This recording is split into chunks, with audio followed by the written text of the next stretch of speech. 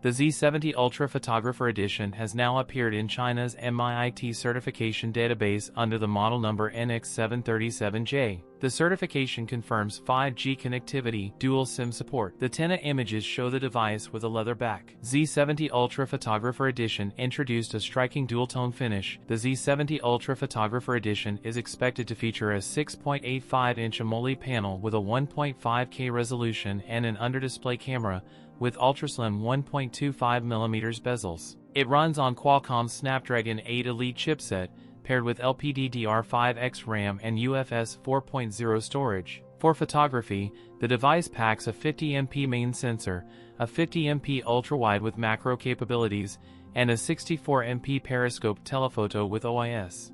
Powering it all is a 6150 mAh battery with 80W wired and 50W wireless charging.